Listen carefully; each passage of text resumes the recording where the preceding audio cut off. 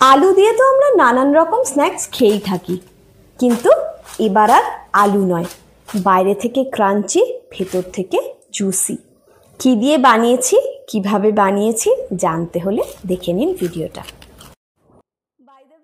আমি অপালার রান্নাঘরে আপনাদের সকলকে স্বাগত জানাই। দুটো বেগুন নিয়ে নিয়েছি, বেগুনের খোসাটা প্রথমেই ছাড়িয়ে নিচ্ছি। দুটো বেগুনেরই খোসা ছাড়িয়ে নিয়েছি।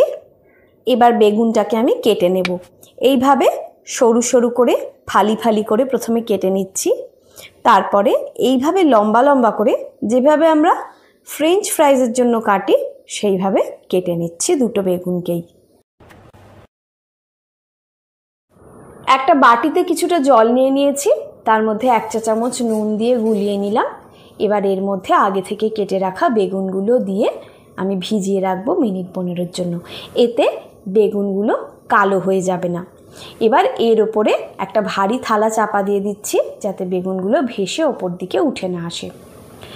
2 টেবিল চামচ কর্নফ্লাওয়ার নিয়ে নিচ্ছি, 2 টেবিল চামচ বেসন নিয়ে নিচ্ছি, স্বাদ মতো নুন দিয়ে দিচ্ছি একটু লঙ্কার গুঁড়ো, সামান্য একটু জিরে গুঁড়ো আর ধনে গুঁড়ো।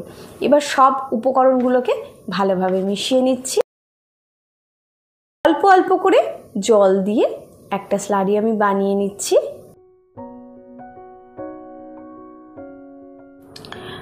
পনেরো মিনিট হয়ে গিয়েছে। এবার বেগুনগুলোকে আমি জল থেকে উঠিয়ে নেব। জলটা ফেলে দিলাম।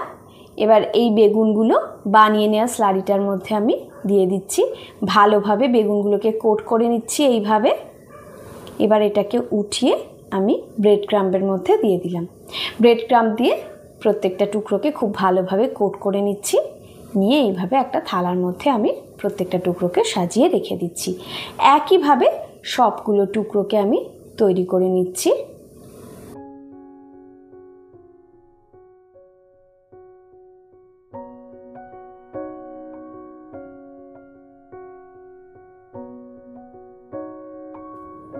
দুটো বেগুনকেই এইভাবে আমি রেডি করে নিলাম।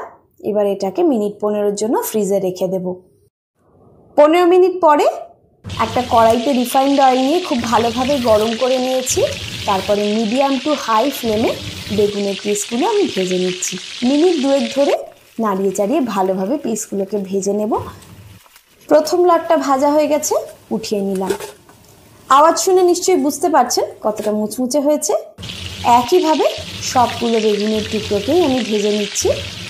আবারও বলছি, বেগুনের পিসগুলো ভাজার সময় কিন্তু গ্যাসের ফ্লেমকে একেবারেই কমাবেন না। সবসময় চেষ্টা করবেন হাইয়ের দিকে রেখেই ভাজতে, তাহলে এরকম সুন্দর মুচমুচে হবে। সবগুলো বেগুনের টুকরোকে আমি এইভাবে ভেজে নিয়েছি। এবার এর মধ্যে দিয়ে দিচ্ছি সামান্য একটু গোলমরিচ গুঁড়ো আর বিট নুন। বিট নুন আর গোলমরিচটাকে ভালোভাবে মিশিয়ে নিচ্ছি। এইবার এটাকে গরম গরম সসের সঙ্গে পরিবেশন করেছি। ভিডিওটা সম্পূর্ণ দেখার জন্য অসংখ্য ধন্যবাদ। রেসিপিটা ভালো লাগলে ভিডিওটাতে একটা লাইক দিয়ে চ্যানেলটা সাবস্ক্রাইব করার অনুরোধ রইল। সবাই ভালো থাকবেন।